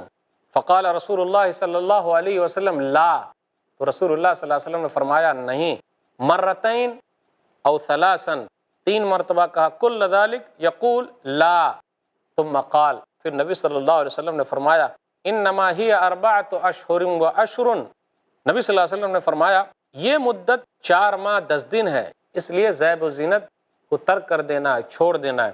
آگے آیا عدت میں نکاح کی ممانعت ہے، مگر اس سلسلے میں اشارہ کنایہ جائز ہے۔ فَإِذَا بَلَغْنَ أَجَلَهُنَّ فَلَا جُنَاحَ عَلَيْكُمْ، 4 مہینہ 10 دن جو ہے عدت میں ہے عورت، سوگ منا رہی ہے عورت، کوئی آدمی اس سے نکاح کرنا چاہے تو اشارہ کنایہ کر سکتا ہے۔ مثال کے طور پر نکاح کرنا چاہے تو یہ کہے ان تقولوا قولا معروفا، یہ کہے جس عورت کو 3 طلاق ہو چکی ہے یا پھر بیوہ ہے، میں ایک نیک عورت کی تلاش میں ہوں، تو یہ اشارہ ہوا، میرا ارادہ یہ ہے شادی کرنے کا۔ اب یہ نہیں کہے کہ میں نے آپ سے شادی کرنا، میں آپ سے شادی کرنا چاہتا ہوں، آپ راضی ہیں کیا؟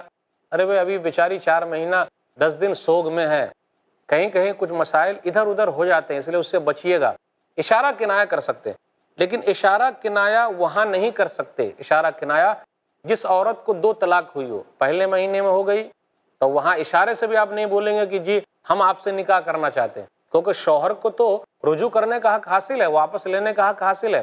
2 طلاق ہو گئی اس کے بعد بھی کوئی اشارہ نہیں کر سکتا، وہاں منع ہے، کیونکہ ابھی شوہر دوبارہ اس کو لوٹا سکتا ہے، 3 طلاق کے بعد نہیں لوٹا سکتا۔ جب وہ 3 مہینے میں 3 طلاق دے دیا تو وہ نہیں لوٹا سکتا، وہ ہمیشہ کے لیے حرام ہو جاتی ہے۔ تو وہ طلاق رجیع کے اندر اشارہ کنایہ بھی جائز نہیں ہے، لیکن یہاں 3 طلاق ہو گئی یا شوہر وفات پا گیا تو آدمی اگر اس کو اشارہ کرنا چاہے تو اشارے میں بول سکتا ہے میرا ارادہ نیک عورت سے نکاح کرنے کا ہے۔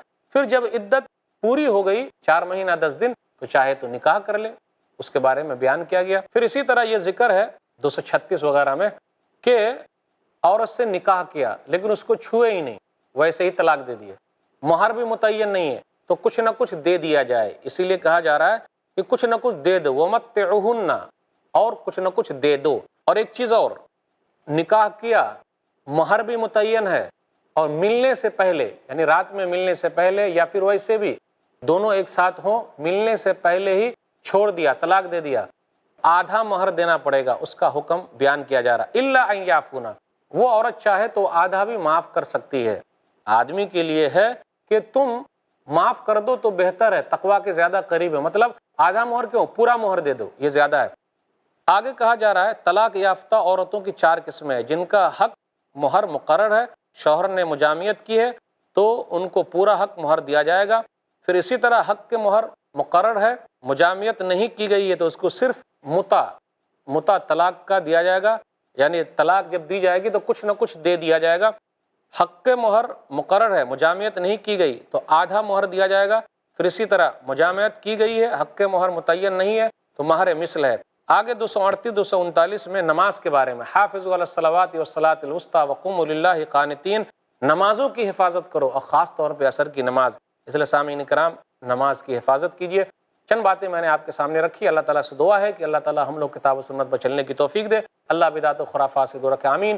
الم تر الی الذین خرجوا من دیارہم وهم الوف حذر الموت فقال لهم اللہ موتوا ثم احیاہم ان اللہ لذو فضل علی الناس ولكن اکثر الناس لا یشکرون۔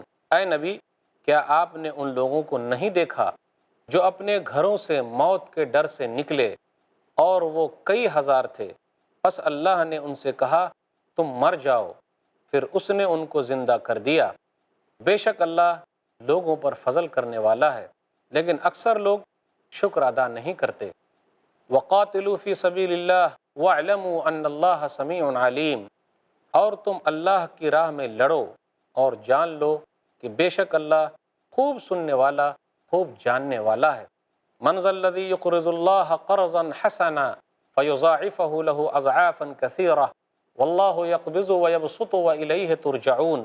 کون ہے جو اللہ کو قرض حسنہ دے پھر اللہ وہ مال اس کے لیے کئی کئی گنا بڑھا دے، اور اللہ ہی تنگی کرتا ہے اور فراخی کرتا ہے، اور تم اسی کی طرف لوٹائے جاؤ گے۔ الم تر الی الملأ من بنی اسرائیل من بعد موسیٰ اذ قالوا لنبی اللہ مبعث لنا ملکا نقاتل فی سبیل اللہ قال هل عصیتم ان کتب علیکم القتال الا تقاتلوا قالوا وما لنا الا نقاتل فی سبیل اللہ وقد اخرجنا من دیارنا وابنائنا فلما كتب علیہم القتال تولوا الا قلیلا منہم واللہ علیم بالظالمین۔ اے نبی، کیا آپ نے موسیٰ کے بعد بنی اسرائیل کی ایک جماعت نہیں دیکھی جب انہوں نے اپنے نبی سے کہا آپ ہمارے لیے ایک بادشاہ مقرر کر دیں تاکہ ہم اللہ کی راہ میں لڑیں؟ اس نے کہا ممکن ہے اگر تم پر جہاد فرض کر دیا گیا تو تم جہاد نہ کرو۔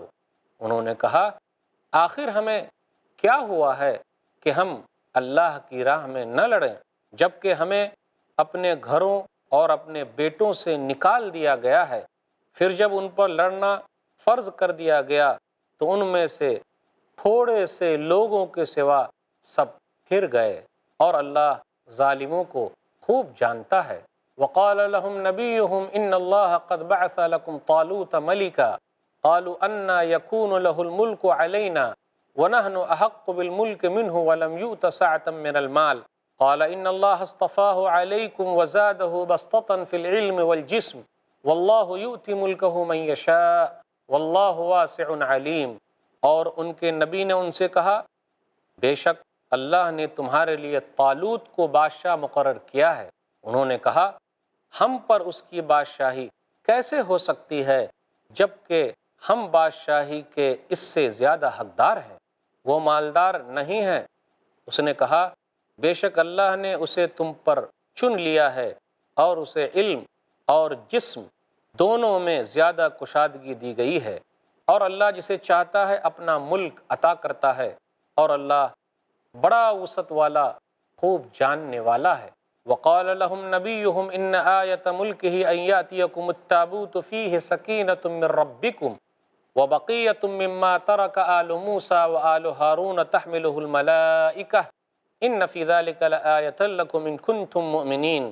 اور ان کے نبی نے ان سے کہا بے شک اس کی بادشاہی کی نشانی یہ ہے کہ تمہارے پاس وہ صندوق آئے گا جس میں تمہارے رب کی طرف سے تسکین اور وہ بقیہ چیزیں ہوں گی جنہیں آل موسیٰ اور آل ہارون چھوڑ گئے تھے، اسے فرشتے اٹھا کر لائیں گے، بے شک اس میں تمہارے لیے ایک عظیم نشانی ہے اگر تم مومن ہو۔ اب آئیے ان ترجموں کا بھی خلاصہ یعنی سمری سنتے ہیں۔ ٹرانسلیشن الحمدللہ ہم نے سن لیا، ان آیتوں پر غور کریں تو خلاصہ نکلتا ہے کہ جو لوگ بھاگ گئے تھے ڈر کے مارے، 1000 کے اوپر تھے تو طاعون کی بیماری تھی، وہ ڈر سے وہ لوگ بھاگ رہے تھے، بھاگنے والوں کے بارے میں بتایا گیا۔ پھر اسی طرح کہا گیا کہ جہاد سے فرار ہو کر بھاگنا موت کو قریب یا دور نہیں کر سکتا۔ موت جب آنی ہے تو آنی ہے، نہ آگے ہے نہ پیچھے ہے، وقت پر آنی ہے، تو کیوں بھاگ رہے ہو؟ جو اللہ تعالیٰ نے حکم دیا ہے اس پر عمل کرنا ہے۔ پھر اسی طرح کہا گیا قرض حسن کے بارے میں، یعنی اللہ کے راستے میں کون خرچ کرے گا، کون دے گا؟ جو بھی دے گا اللہ تعالیٰ اس کے مال کو بڑھا رہا ہے، جو نہیں دے گا خود اس کا نقصان ہے۔ طالوت بادشاہ کی بادشاہت کے بارے میں تذکرہ ہے، اس کی نشانی کا تذکرہ ہے، بتایا گیا کہ اس کی نشانی کیا ہے۔ پھر یہ بھی کہا گیا کہ لشکر طالوت کی آزمائش ہوگی۔ جالوت بادشاہ کا تذکرہ ہوا، داؤد علیہ السلام نے کیسے دشمن فوج کے کمانڈر یعنی جالوت کو کس طریقے سے مارا، جالوت کو مارا، اس کا تذکرہ ہے۔ یہ واقعات بیان کرنے کے بعد اللہ تعالیٰ نے یہ کہا یہ اللہ تعالیٰ کی نشانی ہے، ہم آپ کو حق کے ساتھ پڑھا رہے ہیں، بتا رہے ہیں، اور یہ نشانی ہے کہ آپ رسولوں میں سے ہیں۔ تو اس طریقے سے الحمدللہ دوسرا پارہ جو ہے وہ ختم ہو گیا آج کے خلاصے کے ساتھ۔ تو آئیے مختصر سی تفسیر آپ کے سامنے رکھتے ہیں جو آیتیں پڑھی گئی ہے۔ پہلے لیتے ہیں آیت نمبر 243، پھر اس کے بعد 244، 245۔ اس کا خلاصہ یہ ہے الم تر الی الذین خرجوا من دیارہم وهم الوف حذر الموت فقال لهم اللہ موتوا ثم احیاہم۔ کیا آپ نے نہیں دیکھا ان لوگوں کو جو اپنے گھروں سے نکلے تھے موت کے ڈر سے، تو ہم نے کہا مر جاؤ۔ جب وہ لوگ مر گئے پھر اللہ تعالیٰ نے ان لوگوں کو زندہ کیا۔ سورہ بقرہ سورہ نمبر 2 میں 5 جگہ پہ احیاء موتا یعنی مردے کو زندہ کرنے کے بارے میں آیا ہے۔ آئیے غور کریں۔ سورہ بقرہ سورہ نمبر 2 آیت نمبر 56، ثم بعثناکم من بعد موتکم، موسیٰ علیہ الصلاۃ والسلام اپنے ساتھ 70 لوگوں کو طور پہاڑ پر لے گئے تھے، تو ان لوگوں نے یہ کہا کہ ہم اللہ تعالیٰ کو اپنی آنکھ سے دیکھنا چاہتے ہیں، تو اللہ تعالیٰ نے بجلی بھیجی، وہ لوگ مر گئے، پھر دوبارہ اللہ تعالیٰ نے ان لوگوں کو زندہ کر دیا، تو جب اللہ نے زندہ کیا دوبارہ اللہ تعالیٰ کل قیامت کے دن سب کو زندہ کر دے گا۔ ایک آیت یہ ہے۔ دوسری آیت ہے سورہ بقرہ سورہ نمبر 2 آیت نمبر 73، کذالک یحیی اللہ الموتیٰ، جس کی وجہ سے اس سورہ کا نام سورہ بقرہ گائے کے واقعہ والی سورہ کہا گیا ہے کہ ایک آدمی تھا، اس کے بھتیجے نے اس کو مارا، اس آدمی کے پاس اولاد نہیں تھی، مالدار تھا، تو بھتیجے کو لالچ پیدا ہو گیا اور اس نے اپنے چچا ہی کو مار ڈالا، اور لاش دوسری جگہ پہ دوسرے کے دروازے پہ لے جا کے پھینک دیا، تو آپس میں اختلاف ہو گیا۔ تو موسیٰ علیہ الصلاۃ والسلام نے کہا کہ ایک گائے ذبح کرو، اس کا کچھ حصہ لے کر اس کو مارو، وہ زندہ ہو کر بول دے گا کس نے اس کو مارا ہے۔ ایسا ہی ہوا، ٹکڑے کو جب مارا گیا تو وہ زندہ ہو کر بولا کہ مجھ کو میرے بھتیجے نے مارا ہے۔ تو یہاں اللہ نے کہا کذالک یحیی اللہ الموتیٰ، اللہ تعالیٰ مردے کو اسی طریقے سے زندہ کرتا ہے۔ پھر اسی طریقے سے ذکر ہے یہاں موتوا ثم احیاہم، سورہ بقرہ سورہ نمبر 2 آیت نمبر 243، ہزاروں لوگوں سے کہا تم مر جاؤ، سب مر گئے، پھر اللہ تعالیٰ نے ان کو زندہ کر دیا۔ پھر اس کے بعد سورہ بقرہ سورہ نمبر 2 آیت نمبر 259، فَأَمَاتَهُ اللَّهُ مِائَةَ عَامٍ ثُمَّ بَعَثَهُ، عزیر علیہ الصلاۃ والسلام ایک بستی سے گزر رہے تھے، بستی ویران تھی، انہوں نے کہا کیسے ہو سکتا ہے یہ بستی دوبارہ زندہ ہو جائے اور پھر دوبارہ آباد ہو جائے، تو اللہ تعالیٰ نے 100 سال کے لیے ان کو موت دے دی، پھر دوبارہ ان کو زندہ کر دیا، ان کا کھانا پینا بھی صحیح تھا، ان کا گدھا بھی صحیح تھا، یعنی اللہ تعالیٰ نے صحیح کر دیا۔ تو 100 سال کے بعد اللہ نے زندہ کیا، کل قیامت کے دن اللہ کئی ہزار سال کے بعد، لاکھوں کروڑوں بے انتہا سال کے بعد بھی دوبارہ زندہ کر سکتا ہے۔ اس کے بعد 5ویں آیت جو ہے سورہ بقرہ سورہ نمبر 2 میں آیت نمبر 260، وَإِذْ قَالَ إِبْرَاهِيمُ رَبِّ أَرِنِي كَيْفَ تُحْيِي الْمَوْتَىٰ، ابراہیم علیہ الصلاۃ والسلام نے اپنے رب سے کہا میرے رب تو مجھ کو دکھا کیسے تو مردے کو زندہ کرتا ہے۔ تو پرندے لیے گئے، 4 پرندے سب کے ٹکڑے کر دیے گئے، پھر کہا بلائیے، بلایا گیا، سب آ گئے، پھر زندہ ہو گئے۔ تو اللہ تعالیٰ نے اس طریقے سے زندہ کر کے لوگوں کو بتایا ہے کہ کل قیامت کے دن اللہ تعالیٰ تمام لوگوں کو زندہ کرے گا۔ آخر یہ لوگ کون تھے؟ 1000 کے اوپر جو لوگ تھے، یہ لوگ کون تھے؟ کہاں کے تھے؟ کس جگہ کے رہنے والے تھے؟ کس نبی کے ماننے والے تھے؟ تفسیری روایت کے اندر تو ان کا تذکرہ آتا ہے، کسی حدیث کے اندر اس کا نام نہیں آیا، قرآن کریم میں اور کہیں ان کا تذکرہ نہیں۔ کہا جاتا ہے کس نبی کے دعا سے یہ لوگ زندہ ہوئے؟ حزقیل نامی ایک نبی گزرے ہیں، ان کی دعا سے یہ لوگ دوبارہ زندہ ہو گئے۔ اس کے اندر غور کریں تو 2-3 باتیں زیادہ اہم ملے گی کہ لوگ موت سے بھاگتے ہیں، آخر بھاگ کے کہاں جائیں گے؟ آخر پناہ تو اللہ ہی کے پاس ہے، لوگوں کو پہنچنا ہے۔ اس واقعے سے ہمیں یہ بھی ملا کہ اللہ تعالیٰ دوبارہ سب کو زندہ کرے گا، اس لیے یہ تھیوری ہے ارے دنیا ہی سب کچھ ہے، کھا پی لو، عیش کر لو، مر جاؤ، مٹی میں مل جائیں گے۔ واہ بھائی واہ! کیوں؟ اللہ نے پوری کائنات سجائی ہے، اسی لیے سجائی کیا ہم اور آپ ایک قلم بناتے ہیں، آپ قلم پر غور کیجئے، دیکھیے اس کا کام ہے لکھنا، یوں ہی بیکار نہیں بنا ہے۔ تو ہم اور آپ بھی جو بنے ہوئے ہیں اللہ کی عبادت کے لیے بنے ہوئے ہیں، اور اللہ پورے نظام کو چلا رہا ہے۔ کل قیامت کے دن اللہ تعالیٰ ایک پور پور تک کو جمع کر لے گا، حساب و کتاب لے گا۔ تو اللہ تعالیٰ نے سورہ بقرہ کے اندر 5 مرتبہ ذکر کیا کہ اس نے مردے کو زندہ کیا ہے۔ پھر آگے بیان کیا جا رہا ہے کون ہے جو اللہ تعالیٰ کو قرضہ دے گا، قرضہ مطلب یعنی اللہ کی راہ میں صدقہ و خیرات کرے گا۔ تو جو بھی اللہ تعالیٰ کے راستے میں صدقہ و خیرات کرے گا اللہ اس کے مال کو بڑھا رہا ہے، اور اللہ تعالیٰ ہی کسی کو مال زیادہ دیتا ہے اور اللہ تعالیٰ ہی کسی کو مال کم دیتا ہے۔ کچھ لوگ بولتے ہیں ارے اللہ فلانے سے خوش ہے تو اللہ نے چھپر پھاڑ کے دے دیا، اور اللہ مجھ سے ناراض ہے تو اللہ نے مجھ کو کچھ دیا ہی نہیں۔ جی نہیں، اللہ کسی کو دے کر آزما رہا ہے تو اللہ کسی کو نہ دے کر آزما رہا ہے، اس لیے اللہ کی تقدیر پر راضی رہیے۔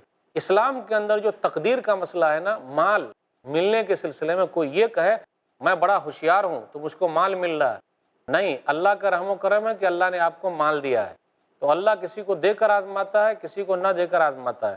قارون کو اللہ نے بڑی دولت دی تھی تو کیا اللہ اس سے خوش تھا؟ جی نہیں، اللہ نے اس کو دے کر آزمایا، اور دے کر آزمایا پھر کیا ہوا؟ اللہ نے زمین میں دھنسا دیا۔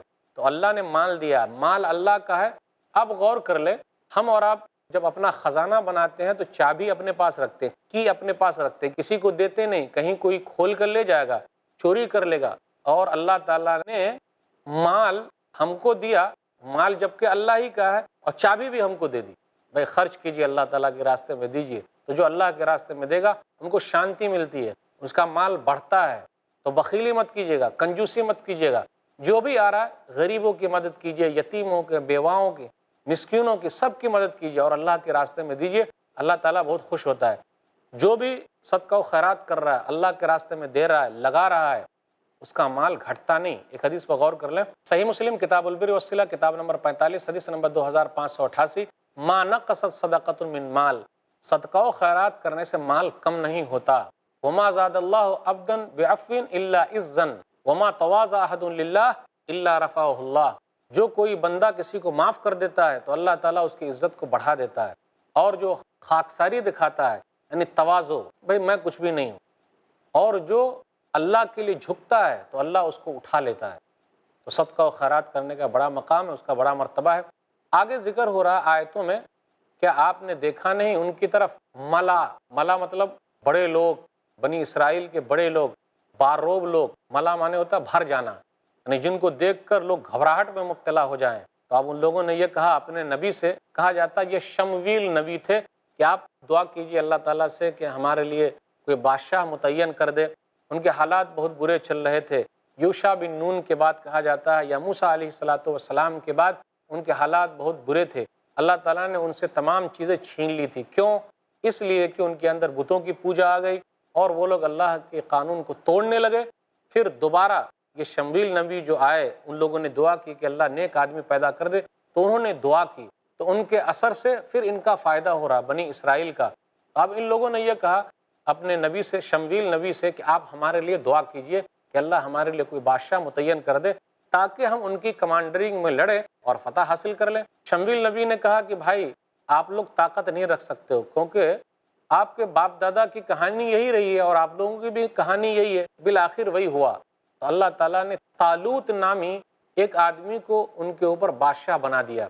اس سے یہ مسئلہ نکلا، بادشاہت جو قرآن و حدیث کے حساب سے ہو، بادشاہت جو سماج کو بنانے والی بادشاہت ہو، سماج کو بگاڑنے والی نہیں ہو، ایسی حکومت جو لوگوں کے لیے مددگار ہو، تو بادشاہت کا ثبوت تو ملتا ہی ہے کہ نبی بھی اس وقت ہیں اور بادشاہ بھی اس وقت ہیں۔ لیکن جو بادشاہت سماج کو خراب کرنے والی ہو، رعایا کے لیے نقصان دہ ہو، لوگوں کو اپنا غلام بنا کر کے رکھے، لوگوں کا خیال نہیں رکھے، تو ایسی بادشاہت کی ضرورت نہیں ہے۔ تو بادشاہت کے لیے دلیل ملتی ہے جو قرآن و حدیث کے حساب سے ہو، تمام لوگوں کا حق ادا کرے۔ طالوت کو جب بادشاہ بنایا گیا تو ان لوگوں نے اعتراض کیا، طالوت کو ہم پر متعین کیا گیا ہے جبکہ وہ مالدار بھی نہیں ہے۔ تو اللہ نے کہا ان اللہ اصطفیٰ علیکم وزادہ بسطۃ فی العلم والجسم، کہ طالوت کو بادشاہ کیوں بنایا گیا جبکہ وہ ان کے خاندان میں سے نہیں ہے جس میں بادشاہ بنتے ہوئے آئے ہیں۔ لیکن دو چیز ہے اس آدمی کے اندر، اور یہی خوبی چاہیے، وہی آدمی بادشاہ بن سکتا ہے۔ کون سی خوبی؟ اللہ تعالیٰ نے جسم بھی دیا ہے، یعنی طاقتور آدمی ہے، تو کمانڈر ایسے ہی آدمی کو ہونا چاہیے نا جو طاقتور ہو۔